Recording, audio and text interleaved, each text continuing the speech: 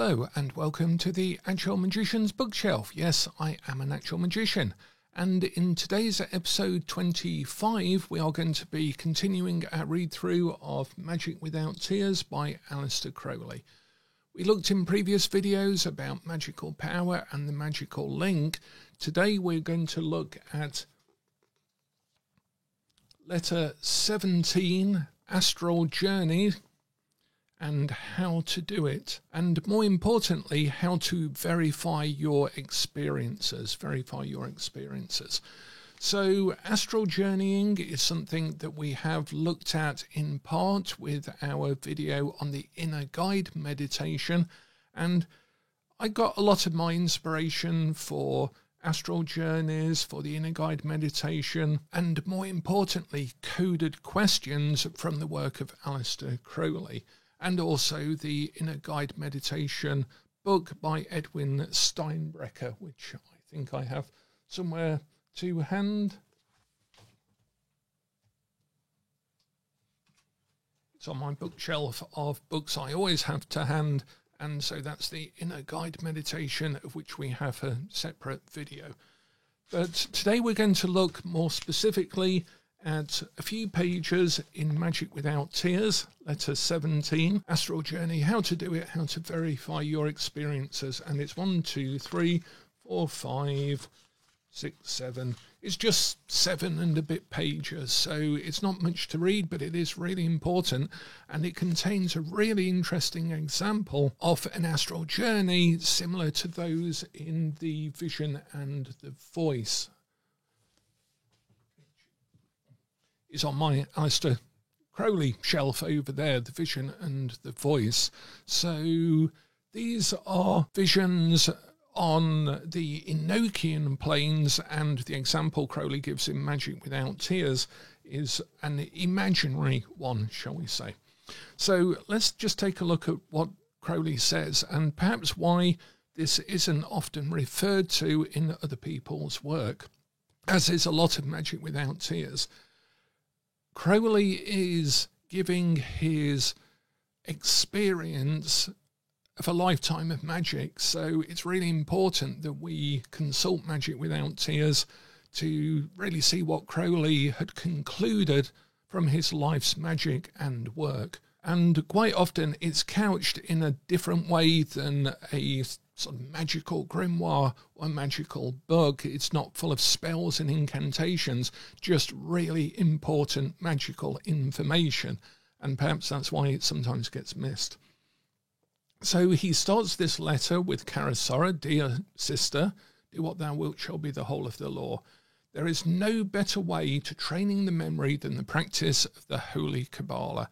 And we've looked in other videos at the importance of correspondences in the magical system, in magical work, even in spells and rituals, and here astral journeying as well.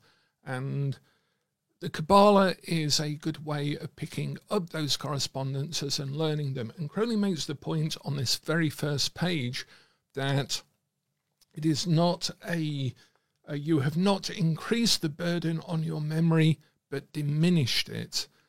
He says that it is easier to remember things when you have learnt Kabbalah. It's not adding in a lot of information just for the sake of it. And I was just going to see if I could also pick up my version of 777 with a load of correspondences in it. So Crowley is talking about learning all of the correspondences, so all of these tables should be memorized. So you should know that Zeus, for example, is the Greek god equivalent of the number 1, which is Kether, which is new, which is white brilliance, depending on which scale of colour it is. It corresponds to the 4 aces of the tarot, and so forth, and it corresponds to Kether, the crown, the point, the number 1, the unity, the circle, and all sorts of things should come to mind with each set of correspondences. And this is why my 7-7 is sort of falling to pieces, because it's been consulted over 40 years. So why is that important then? Well, Crowley says that the whole mechanism of memory depends on joining up independent data. He was aware that memory functions by connection, by, in this case, magical memory correspondence. This is also something similar to the idea of making a memory palace. You may have seen the comparatively recent versions of Sherlock Holmes with Benedict Cumberbatch in the role. And they have a nice visualization of a memory palace that is built, of all of the connections that are made in that. And it's an old idea. It's actually a very old idea, building a memory palace so that you can place, say, a list of people's names in different places in your house that you have fully visualized. And then whenever you see somebody, you think, oh, they're to do with the vase. I put their name on the vase, and then their name comes to you because you connect it with that item and so forth. And so you have to learn something in order to learn something better. You have to learn a template, a skeleton, a matrix, a filing system, and the Kabbalah is our magical filing system. So what's this got to do with astral journeys? That's the question you may already be asking. And the problem is Crowley spends the first bit of this talking about Kabbalah and nothing about astral journeying. So you might think, oh, it's not a manual, it's not a practical thing. But he does go on to that, and that's why it's important that we share this, dig into it, and take out the gems out of it. So he talks about learning Kabbalah, and he says, you go on until the whole of your universe is arranged like the brain and the nervous system. You make a resonance between the structure of your mental processes and the reality of the universe as it arises within those mental processes. This system, in fact, becomes the universe. When you've got everything properly correlated, your central consciousness begins to understand and control every tiniest detail. But you must begin at the beginning. And he gives an example of going out to walk and seeing a car and thinking of the chariot card in tarot, and then seeing crabs and other crustacea in a fishmonger's and thinking the crab is connected with Cancer, and then seeing an amber dress and thinking, amber is the king scale, just wanted to check that, is the king scale of the equivalent correspondences to Cancer and the path on the tree of life that goes with the chariot as well. And he says, now then, you will have a set of 3 impressions which is joined together by the fact they all belong to the Cancer class. Experience will soon teach you that you can remember all 3 very much more clearly and accurate than you could remember any of the 3 in a single manner. You have not increased the burden on your memory, but diminished it. So you have to do a bit of learning in order to make it easier to learn. Then he talks about the Book of the Law, chapter 144, for pure will, unassuaged of purpose, delivered from the lustre result, is in every way perfect. Is every way perfect. And he says that this, from a practical point of view, is one of the most important verses in the book. In the Book of the Law, Crowley is saying from a practical point of view, for pure will and assuaged of purpose, delivered from the lustre result, is every way perfect. I always say is in every way perfect, but it's written is every way perfect. And it is the working without lustre result that we've seen in our previous videos of how to make a magical spell work. And it is the most practical thing that I've ever learned from Crowley, is getting into the state of not being bound by necessity, by lust of result, is where the magic actually happens. You can work then from the correspondences, and they become the resonating factor, not your thinking about the result that you want to get, which is the thing that gets in the way of the universe. The universe is very good at doing things. We're very good at giving meaning to things. Whereas we tend to think we're the ones who are good at doing things and the universe has some meaning, but it's entirely the other way around for the actual magician. So he says and talks about the unusual word unassuaged. People generally suppose that will is the slave of some purpose, that you cannot will a thing properly unless you are aiming for a definite goal, but that is not the case. Thinking of the goal actually serves to distract the mind. And he goes on about surrender to the divine will, not being surrender, not being sacrifice, that the laws of sacrifice have been misunderstood in religious viewpoints, and that it is purely a form of love to engage with the universe as it is, be in the river where it's going, and not try and do something other than what is really happening. My second magical teacher once said to me, the way of really understanding true will is to, in any second, say to yourself, do something different than what you are doing in the present moment. And you cannot do anything other than what you're doing in the present moment. You can decide to change what you're doing, but you cannot do something other than what you are currently doing. And this is the moment of will. This is the pure will unassuaged of purpose. Is every way perfect because it's now and it is what you are doing. It is reality. And will is being in that moment consistently, congruently, comprehensively, and maintaining that state, and that is true will. So he comes back to the same thing. Passion has to be purged of any lust of result, and when it is done so, it is irresistible, it has become law. And he has a bit of a pop at smarmy doctrine of surrender in so-called mysticism. Now, he then goes on to the Book of Lies about this. I can't reach my copy. I think it's behind some other books at the moment. But the Book of Lies is also an important reference that we may do some readings from. But the Book of Lies is far more profound, mystical, poetic, more of a riddle than anything else, and it's full of correspondences. So unless you know correspondences, the Book of Lies can remain a closed book, literally a book of lies. So he then goes on and he quotes a section from the Book of Lies.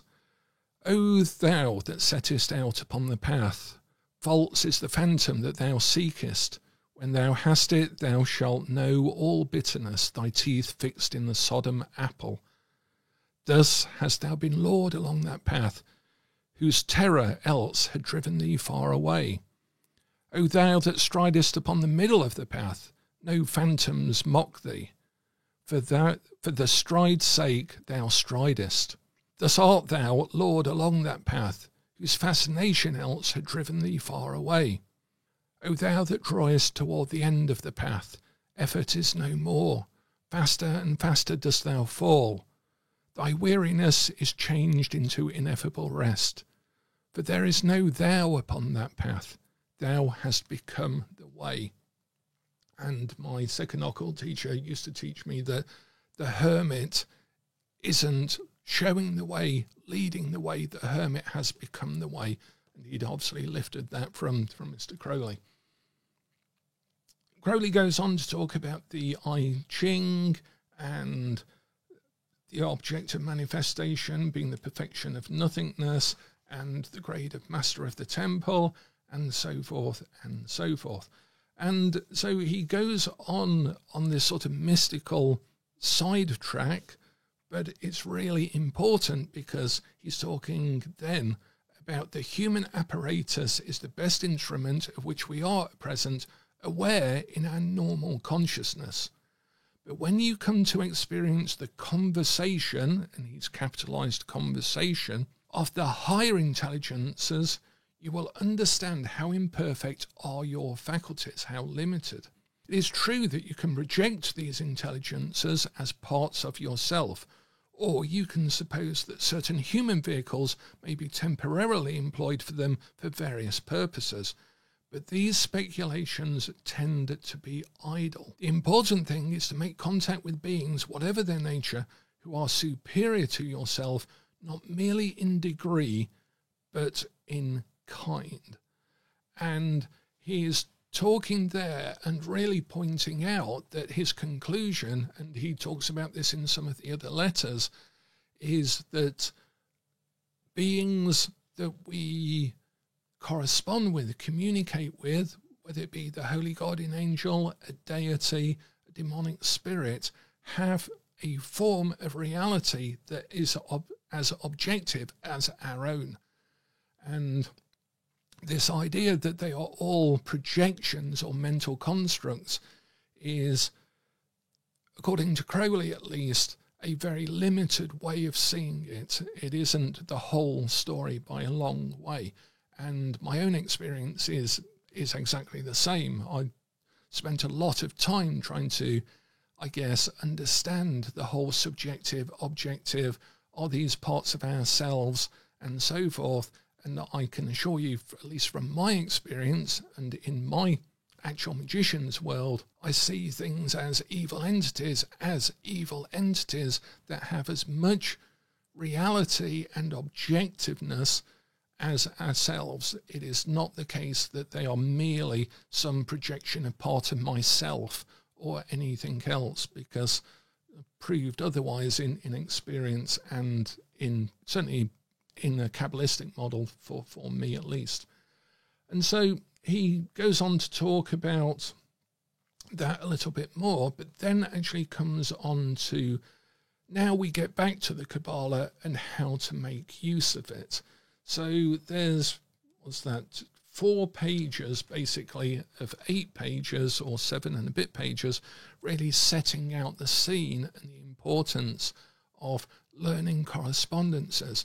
And then he talks about how we use them in an astral journey. So he says, now we get back to the Kabbalah, how to make use of it.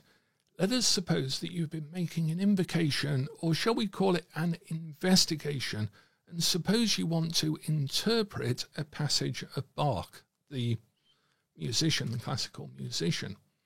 And this is quite interesting because already Crowley is saying, instead of looking at the Enochian planes that we might look at in the vision and the voice, instead of looking at elemental, zodiacal and psychological planes, even alchemical planes, as we might do with the inner guide meditation, that we can actually look at a piece of music.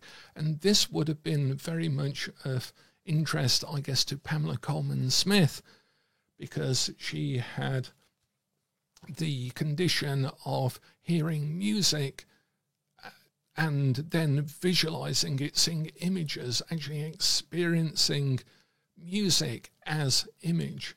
And so here Crowley is saying, let's do that as well. Let's listen to some music, enter into it, and astrally journey into the music itself, make contact with the spirit of the music, and then we can investigate it. We can see other correspondences to it. So he says, to play this is the principal weapon of your ceremony. In the course of your operation, you assume your astral body and rise far above the terrestrial atmosphere, while the music continues softly in the background. So you can just visualize an astral form in front of you, enter into that, which the Golden Dawn called projecting into a sphere, rising on the planes of consciousness and so forth. And once you're in that, you can then enter a door or enter a field of music, depending on what you visualize. Crowley continues, you open your eyes and find that it is night. Now this is in the astral body. Dark clouds are on the horizon, but in the zenith is a crown of constellations. It is a bleak and barren landscape. Terrific mountains rim the world. In the midst looms a cluster of blue-black crags. Now there appears from their recesses a gigantic being, and again we get this almost dream-like sense of a different scale of of order, a different scale of perspective, and so forth. You can have palaces that are this big and enter inside them and become that big, or you can have massive giants of form or objects that are totally a different size than your usual perspective on the astral, as you do in dreams as well. Crowley is speaking of experiences that would have been familiar to Pamela Colman Smith, because there are actually articles in, for example, the Craftsman magazine back in the day of her being interviewed, and some of the illustrations are literally of pieces of music, and some of those are quite mountainous scenes and so forth. So Crowley goes on that this figure that appears, his strength, especially in his hands and in his loins, is terrifying. He suggests a combination of lion, mountain goat, and serpent. And you instantly jump to the idea that this is one of the rare beings which the Greeks called the Chimera. So formidable is their appearance that you consider it prudent to assume an appropriate god form. Now, in the Inner Guide meditation, I usually teach that we make a symbol or a sigil, for example, of Venus, if we want to interact, tweak, engage our filter, our gear, if you like, in the Inner Guide meditation itself. Here, Crowley is suggesting a sort of Golden Dawn method where we will assume a particular god form in order to interact and engage and tweak our gearing, our power setting within the vision itself. So we have a god form that needs to be appropriate in the same range, in the same line of the table from 777, so that we are in effect changing our resonance, like tuning the dial of a radio, to add even more analogy to it, in order to resonate properly with the experience that we are having arise within our astral travel. And obviously the music is still playing in the background, so we are being informed by the music. Crowley suggests a default of Harpocrates, which is taking a step forwards and putting our finger on our lips, making the sign of silence. And so we are protecting ourselves. We're going back to our original form, and that is a sort of default position. We can make the sign of the Enterer to enter in something, and the sign of silence to withdraw from something. So then he says, this is where your daily practice of the Kabbalah will come in useful. This is what you've been learning it for. It is not just so you can write a lot of blogs and articles on, oh, Kabbalah corresponds to American football or soccer, or Kabbalah corresponds to gemstones and it does it like this and so forth. This is the practical application of all of that learning. This is what you've been training for. So he then says, you run through in your mind the 7 sacred planets, which we do with the Inner Guide meditation. The very first of them seems quite consonant with what you have so far seen, i.e. everything suits Saturn first enough. You start at the bottom and sort of work your way up through the planets. So Saturn corresponds to Earth. We have a vision in which we've got dark mountains, a heaviness, a dullness in the sky, and so forth. The only other possibility will be the moon, but there is no trace noticeable of any of her more amenable characteristics. You will therefore make up your mind that it is a Saturnian god form that you need. Fortunate indeed for you that you have practiced daily the assumption of such god forms, and we practice that daily within the Liber Resh ritual of the observation of the sun. Again, this is what you have been practicing for. This is doing Liber Resh has a lot of groundwork. It is like the kata, the form of a martial art. It is only then useful when you actually apply it to the things you have been learning and engaging with an opponent, for example, when all of a sudden a single hand movement suddenly has a lot more meaning and leads into another hand movement that now is the actual strike, and you suddenly realise this is a defensive and strike kata, and it kicks in automatically when someone waves something at your face. Or here, when a chimera appears above the mountains, you immediately know that it's a Saturnian god form that you need to assume, and you practiced assuming god forms through Liber Resh, through that resonating observation that you do at dawn, noon, sunset and midnight that we have looked at in our 10 steps to become an actual magician video previously in this series. So very firmly, very steadily, very slowly, very quietly, you transform your normal astral appearance into that of, he says, Sebek, but it would more likely be pronounced Sobek these days, a sort of crocodile-headed god form. The chimera, recognizing your divine authority, becomes less formidable and menacing in appearance. He may in some way indicate his willingness to serve you, or at least to communicate with you. Very good so far, but it is of course the first essential to make sure of his integrity. In effect, this is where the checking comes in, and as we started this off with, Astral Journey, how to do it, but how to verify your experience, how to verify it. And now it all becomes clear why we've been learning the Kabbalah and the correspondences, and why that is not hard work. Once you get started with it, it actually simplifies your life by putting everything into categories and correspondences, even your astral world as well. So he says, accordingly, you begin by asking his name. This is vital, because if he tells you the truth, it gives you power, but if he tells you a lie, he basically abandons all good. And his fortress, Crowley says, basically, it's a win-win. If you ask their name and they tell you it truly, then you have communication with them and a power with them as well.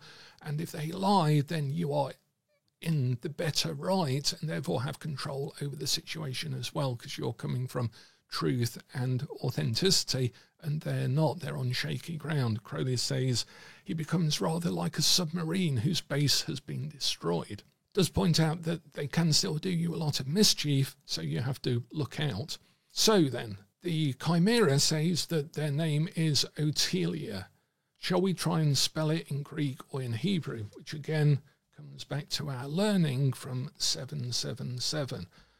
And our learning with Kabbalah and our learning with Gematria as well. All of this structure is allow us to navigate. All of that is a map, and this is one of the first places that we go to explore using that map, which is the astral plane itself. And Crowley says, and goes into a bit of detail about, and he mentions Sefer Sephiroth here. Sefer Sephiroth tells you about the number. And there is another version of 777 and other Kabbalistic writings that has a lot more detail with Sefer Sephiroth in the back, which means the book of the numerical emanations, or Sephiroth, Sefer Sephiroth, the book of the numerical emanations.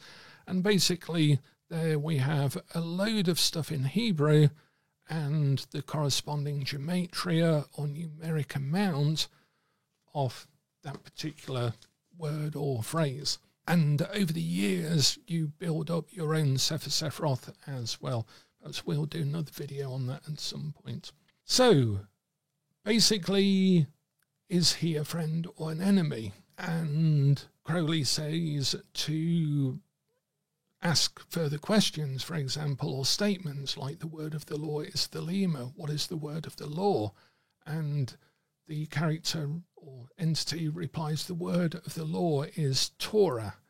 This means nothing to you, but Torah is the sacred law of Israel. And then you ask them to spell it, and they say it's Teth Resh Ayin. You add these up, 279 is divisible by 3, and the result, which is the number of Saturn, corresponding to Bina, and the result is 93, which is the same numeration as thelema, and therefore they've replied correctly. you basically used Saturn as a divider to get the word at a higher level, if that makes sense, of the number. You've ended up with the number 93. Now, it's a lot easier to do that in practice because you can ask, like we do in the Inner Guide meditation, more elegant questions, more transactional communication questions rather than interrogatory ones. For example, we might ask, do you have a gift for me? And when you have a gift, what can I do in my outside world to honour this gift, to respond to this gift? And the gift will always be appropriate or corresponding to the entity involved, or to the planetary force involved, or here to the entity composed of Bach's, say, toccata in fugue music, or whatever Crowley was perhaps had in mind when he was using Bach's classical music as an example. So basically he then goes on in terms of getting other credentials, and therefore as you concentrate more on communicating, more credentials will come forward. You will notice the number of stars above the entity's head, or something that they have on their robe, or the way a belt is tied and the colours of it.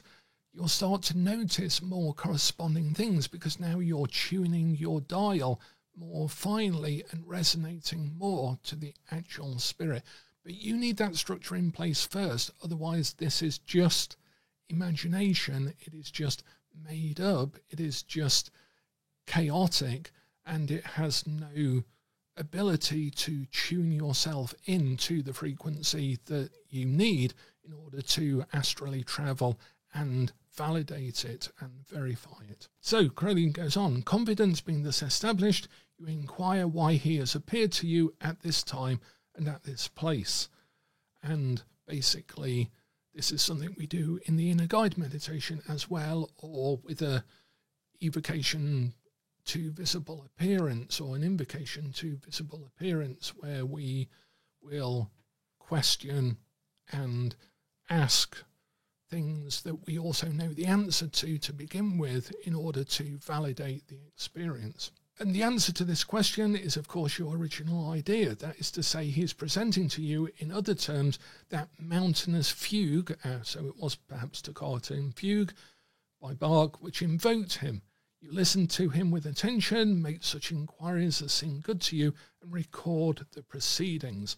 And I, for one, have hundreds and hundreds of records of astral journeys by myself and others, in guide meditations, resulting dreams from rituals and so forth, over the last 40 odd years, and I often go back to them because there's a lot of useful information that you can derive from those about the workings of the universe itself. And he concludes, the above example is of course pure imagination and represents a very favourable case. He's basically saying that that's fairly straightforward in this little section here, because he's giving you a more straightforward journey. It's basically like saying, if you follow this route on the map, it's the easiest route, but you might not get a lot of the better views, and you may have to go off the beaten path a little bit to find those. You are only too likely, and that not only at the beginning, to meet all sorts of difficulties and dangers. Love is the law, loving underwell fraternally, 666, the great beast. So he's basically saying that you may have other issues, and sometimes, for example, if you were doing that particular example, it might be very vague because you're moving from an audio signal to a more visual one. So in that case, I found in the past that it's actually, you switch internally to an audio-only signal as well. So you might, with your eyes closed and astrally projecting, actually begin to hear music in the distance, but not see anything, not visualize anything.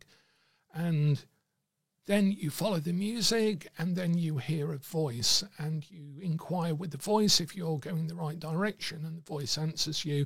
Then you hear maybe the distant tolling of a very low leaden bell, and you think in your head, aha, well, lead corresponds to Saturn in terms of what I've learned in my correspondences. So then you follow the leaden bell sound, and that takes you to, you get the sense of a church or an altar, but it's in a cave. And you think, cave is very Saturnian. I'm in the right place. And then there seems to be a funeral going on. You can hear maybe low voices or the sound of dirt falling onto a coffin. And so in effect, you do the whole visualization on the audio channel itself.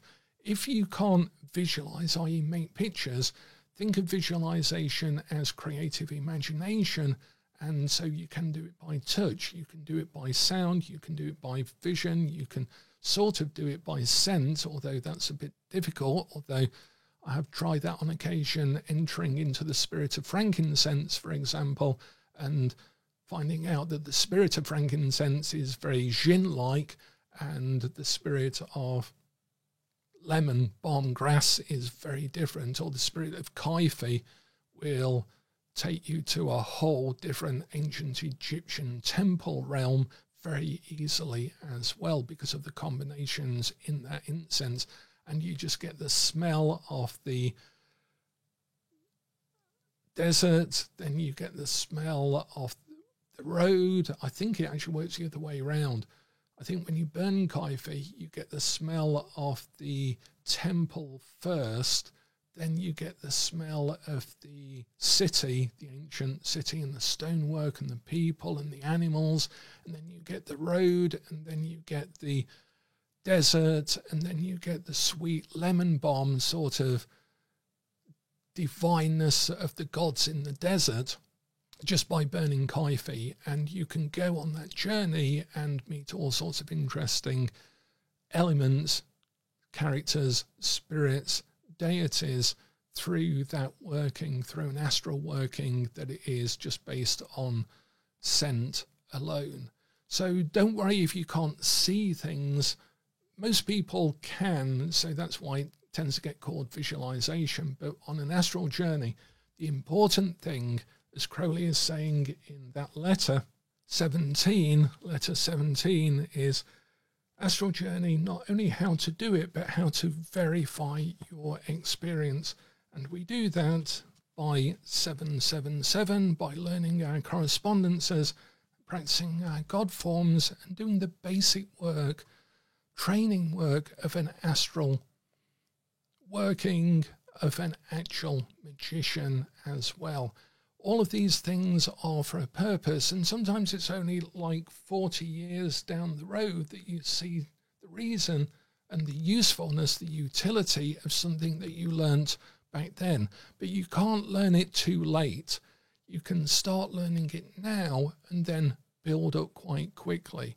It's far more important to do the hard work, the great work, rather than pretend to shortcut it or just do it piecemeal. I think it's very important to understand and perhaps listen to some of the advice of people who have been doing it a long time. And you don't have to agree with everything. You should always test it out, and the better teachers will always tell you to test it out and to experiment with it, as I hope I'm doing as well, that there is reason for the groundwork. It cannot be shortcut. It's important, and it is also to test your faith, test your patience, and as Crowley says, as we looked at in our magical link, sometimes it is to give you results that what you are doing is leading somewhere, has some significance or meaning, because sometimes that little crumb is part of the dust of the adepts off in the Temple of the Pyramids, long across the abyss, that their dust is slowly drifting back to us, and that we are following those minute specks of dust in the sunshine that actually do lead us somewhere ultimately. and that is really important, and one of the other uses of doing practical work first. So I hope you found that of interest, and I would recommend, if you like, to read along with me with each of the letters as we cover them, because as I'm doing, as I read them yet again, I always discover something new and interesting in them, and so hopefully you'll do that for yourself as well. So thanks again for listening. I look forward to seeing you in the next video, and until then, as ever, the worker is hidden in the workshop.